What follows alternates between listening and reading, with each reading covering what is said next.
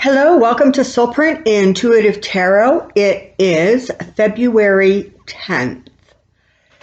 So, yeah, lots gone on. First of all, it was surprising to me the number of people who sent comments saying, I felt that same sort of bubble of just negative, dark, depressive energy, same day, same time sort of thing. And that energy, I finally sort of figured out, is really a manifestation of the fear that was sort of felt globally as a result of the impeachment. Now, at the exact time that that energy went out, he actually technically wasn't impeached yet, but the writing was on the wall, right? And so that is what we sort of got hit by. But you can shake it off. I think we all shook it off. It was just a matter of centering ourselves and sort of getting back to a place where we were in the light, frankly. Okay, so that was really interesting. So thank you so much for sharing that with me. I really did appreciate it. And we're sort of in a little bit of a celebratory mood here at Soulprint. We are coming up to the 1-year anniversary of the launch of Soulprint Intuitive Tarot, and you guys have made it a spectacular year for me. I love the sort of organic growth that we have experienced. It kind of has just grown pretty much on its own with your support, your help, your views, your comments, your subscriptions. And so that's like just amazing. So thank you for that.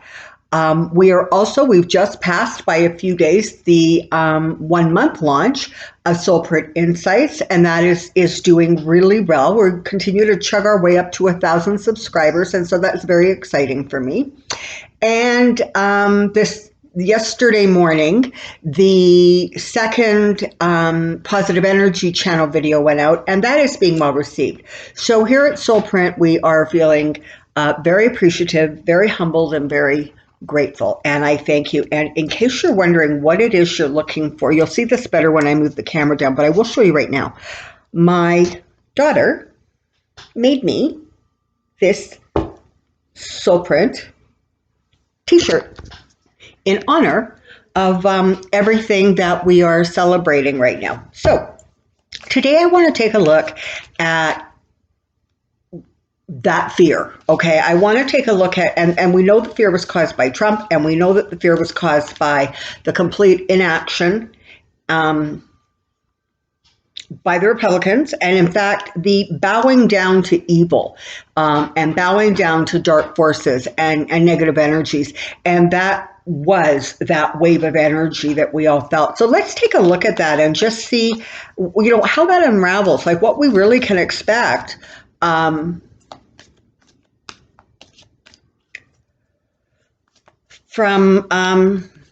Crazy Town, right? All right, so I have a question. I think my question is going to focus on Trump and what we can expect and what the coming week looks like and where we're at. Okay, come on down. I have a question. All right, so here we go.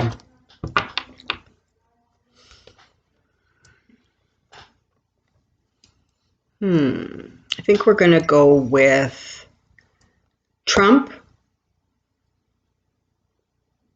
present, immediate future. Trump, present, immediate future. Trump, present, immediate future.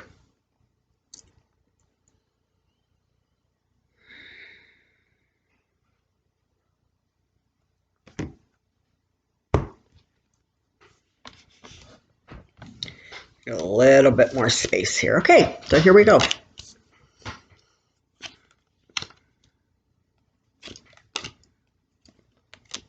Okay, so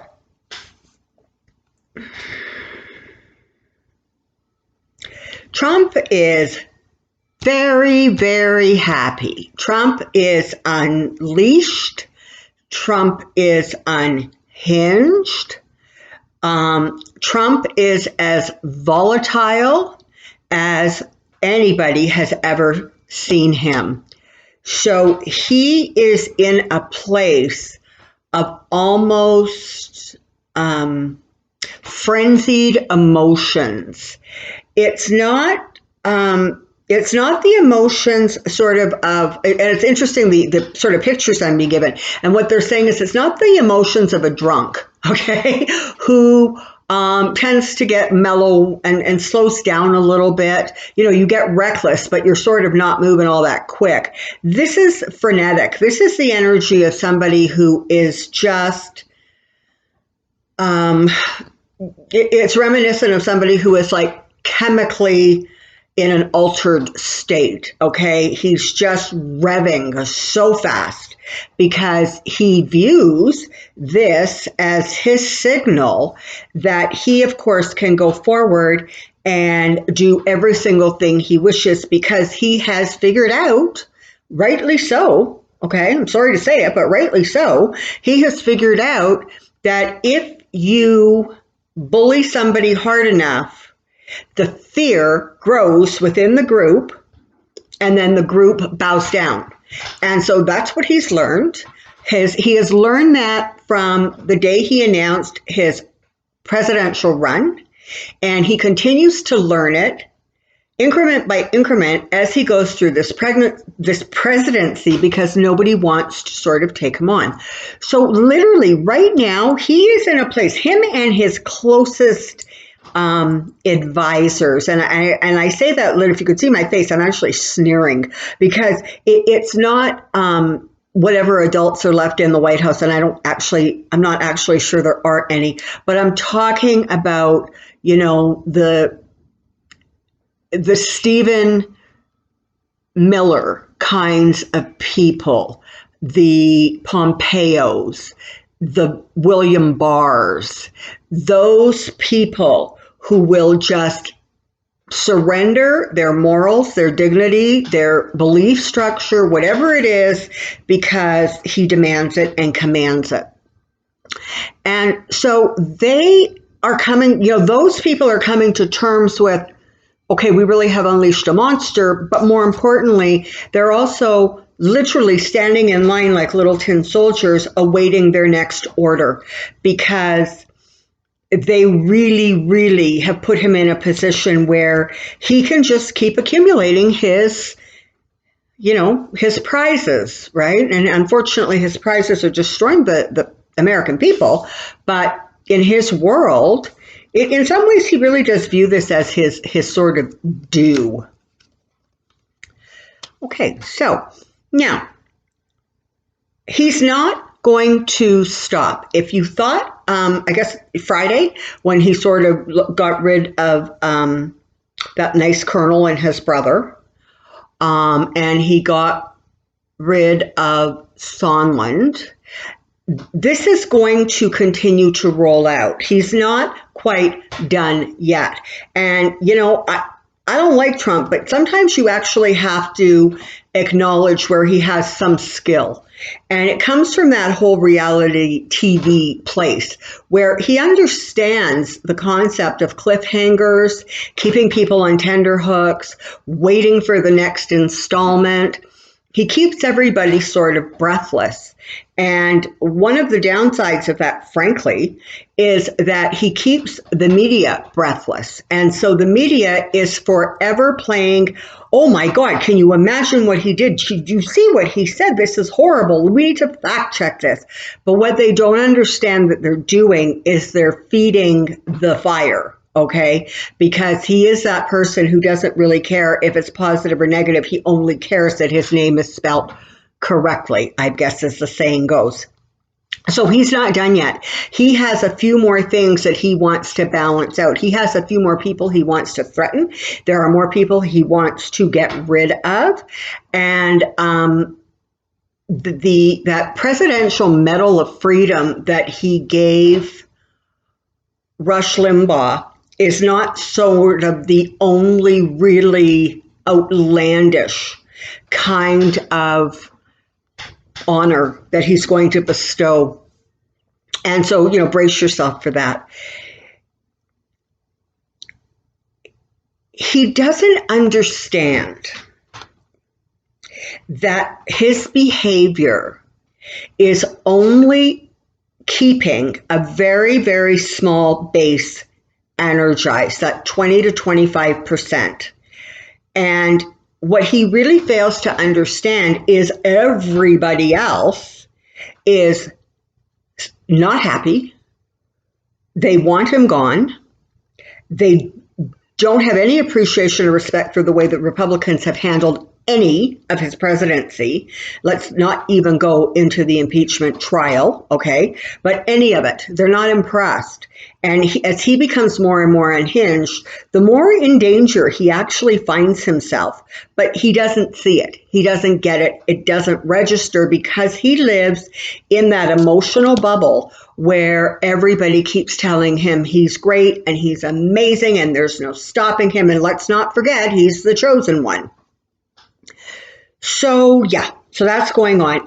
Ultimately he walks away in disappointment, but for now, between now and then, it's really difficult kind of to get a read on exactly how dangerous he is going to be.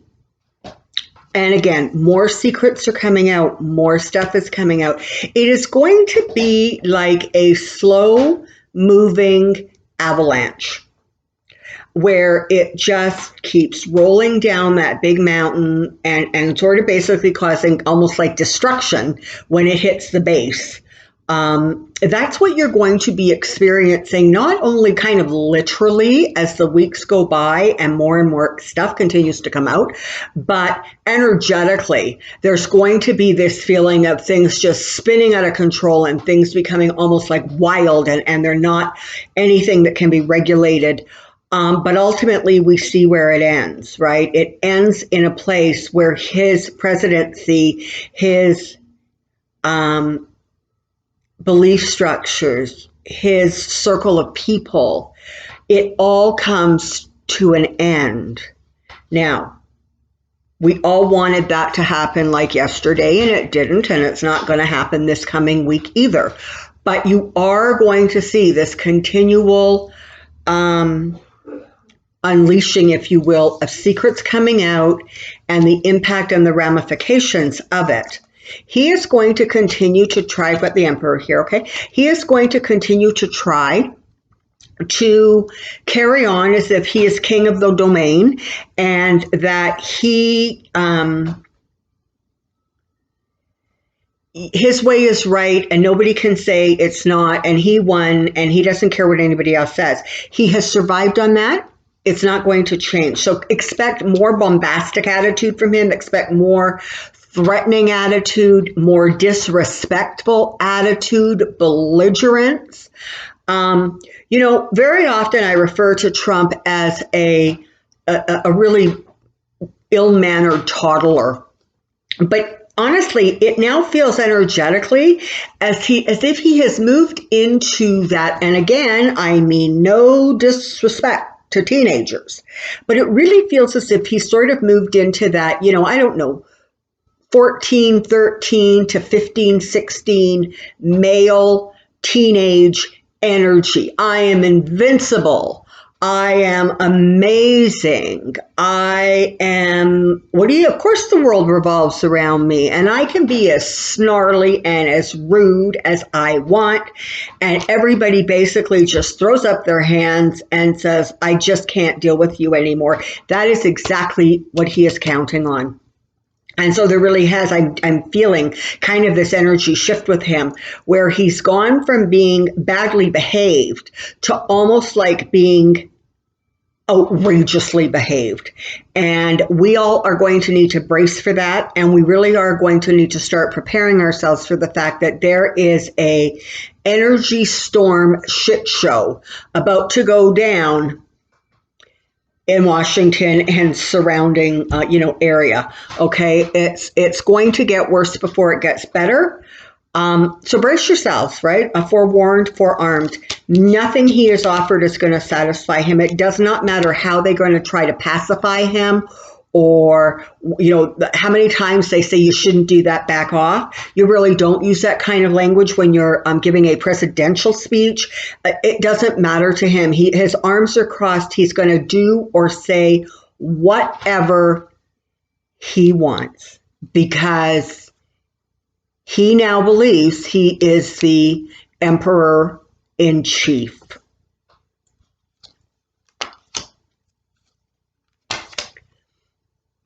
But don't worry, don't panic, because that which has been taken from from the American people, that which has been taken. So what has been taken? Well, their sanity, their calmness, their sense of personal security, their sense of national security, any respect that they had on the world stage. He has made their physical, mental, and emotional health, he has jeopardized that. He has played around with the monetary system. And so what the information that you're receiving about the stock market, et cetera, I don't really believe is actually accurate. So all of the things that he has stolen, you have the Wheel of Fortune coming at him, and that is going to really shift his fortunes in a way that are just not so positive. You've got the Page of Swords following that Wheel of Fortune, and you can literally see, so if we're going to say the sword is law and order, and the sword is the right way, as opposed to the right wing, he's looking away. He's absolutely looking away, like he's a page, so young. Okay, we're back to that teenage analogy. He's looking away because he really, really does not think it applies to him, and the Senate told him so.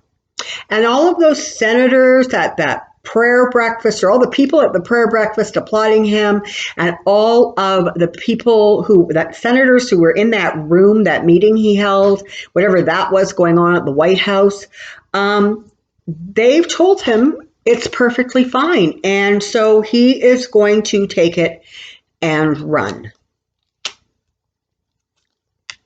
But he needs to be on guard for the fact that there's going to be the law coming after him in a bunch of different ways. Now, it was interesting that Barr said that nobody can start any sort of a investigation on any presidential candidate without his approval. So, of course, he'll approve anything on any Democrat, and of course, he's not going to approve anything on Trump. But you know what? Trump can be hurt in other ways. Trump can be hurt by going after his family. Trump can be hurt by going after some of his associates who are going to sell him out. So there is going to continue to be the law coming after him, and his reacting to that. And more, I think you really are going to see a tightening up of especially some of the legal decisions that are being made connected to things that whether it is the government who has gone to court, or Trump personally who has gone to court, or the Trump family, or the Trump businesses. I really see sort of a tightening up of the rulings. He really is going to be hit with some harsh realities about exactly what the law will and will not stand for. And that is something, once it goes into the courts, that is something that William Barr really, really cannot control. So, news coming out that's emotional, and in some ways he just ignores what he thinks he ignores what he can't handle, but really what he does is just fly off the handle and rage, kind of like a loon. And we have the Hangman sitting here, which basically is showing, not only is he absolutely not prepared to see anything from any other perspective, his way is the right way, and that's absolutely all there is. But it's also starting to indicate to me that he really is actually having some problems in the head. Now, is that the brain? Is that brain function? Is it an inability to connect intelligence to the word he speaks? I don't know, but there's definitely some stuff going on around the head. And I think it's actually more. I think it's more than just the typical mental deterioration we're seeing. I actually feel like it feels sort of almost as if some circuits are short. Oh my God, I can't speak. You know what I'm saying? They're not. The circuits aren't connecting. They're. You know what I mean? I can't find the word. I'm sorry. Short circuiting. That's it. They're short circuiting in his brain. And so it very definitely feels as if things are really a lot more tumultuous in his head than they have been up until now. There really, really is that sense that as empowered as he feels, he is also starting to feel some rather significant effects of the abuse that he has put his body and his brain through. And the other thing you're seeing basically is a hardening, if you will, of that lower vibrational energy, the hate, the rage, the anger, the vengeance. Those are all circling around in his brain. And at this point, it's going to be really, really difficult to get any sunlight to him, any white light. He's not prepared to accept it. He lives in the shadows. Personally, in his personal life, okay? Publicly, he is out front, he is in your face, he is louder than anybody else and ruder than anybody else, and he just is. But personally, privately, he really does kind of live in the shadows, right? He doesn't want the left hand to know what the right hand is doing. There's very, very few people that he trusts. And so he's going to continue to be in those places. And this is really interesting because one of the other secondary messages I'm getting, and as you all know, I am not an astrologer, totally envy those who are, but I do not have that skill set. But what I'm getting is that Trump, during the two phases of the moon, so the full moon and the new moon, are going to become very, very difficult periods of time in his world, because in some ways it is almost as if the full moon is going to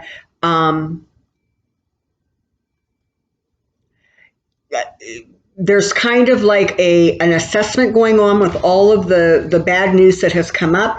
The new moon offers more insights. It offers more bad news. It offers more information coming to the fore. So it feels as if like almost literally like every couple of weeks, he is going to be in some sort of a emotional imbalance. Okay.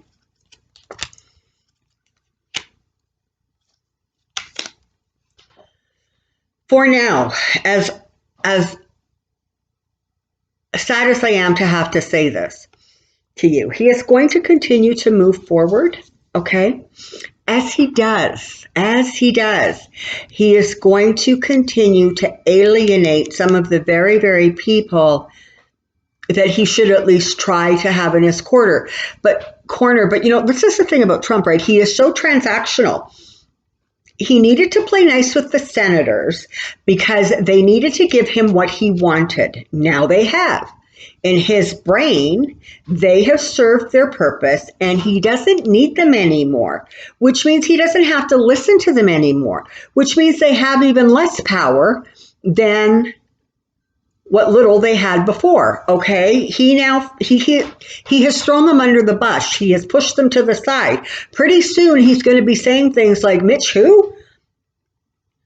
Coffee Boy Graham? They've served their purpose. Now, what's going on here? Well, Nancy Pelosi, who I'm seeing this way. Typically, I see her as different queens, but today she's showing up as the Queen of Pentacles. So she's looking very hard at what she has. She's looking hard at documentation. She's looking at what she literally, tangibly has to work with.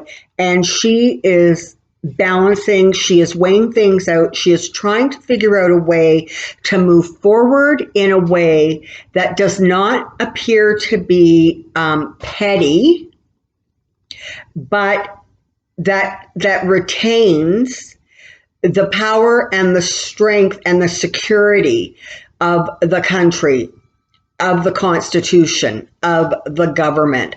So she's very busy behind the scenes. This was not defeat. Make no mistake. The Democrats did not suffer a defeat as a result of that vote. What they experienced was success in bringing awareness to more and more people about what exactly is going on within their government. So even though, he didn't get acquitted, which is, he did get acquitted, bite my tongue. So he got acquitted, which was not the result that lots and lots and lots and lots of people wanted. But there has been sort of an awakening going on. And I think in some ways people are going to be more and more responsive to kind of, I think being a little bit open to absorbing information that perhaps does not come out of Fox News and their talking heads. Okay, again, you have that really powerful female divine energy. You have decisions being made, and you have, it's kind of like a disappointment, but the ability to turn around and walk through the two cups, the two emotions, the two support that is still standing. And so who is this? This is the people. This is the people of the United States. They have really big decisions to make, and the feminine divine is showing up because you're talking about the female vote.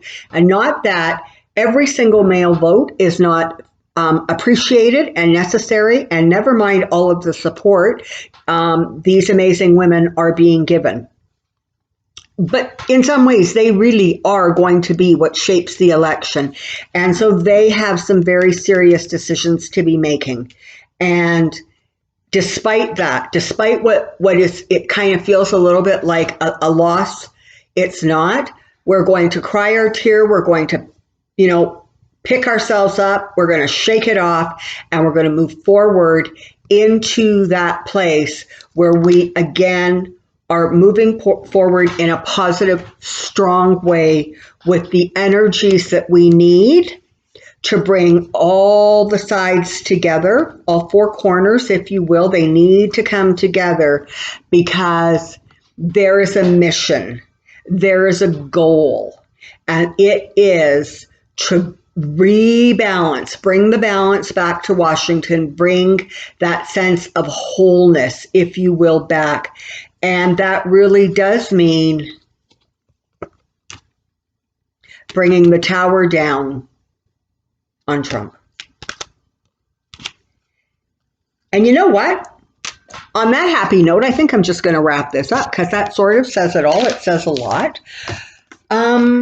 Okay, so I thank you again so much as the Soulprint family, the little group of Soulprint channels and videos has gone out into the world. Your support means absolutely everything. I just want to say thank you. Thank you. All right. So until next time, take care. Be well. And we'll see you really soon. Bye.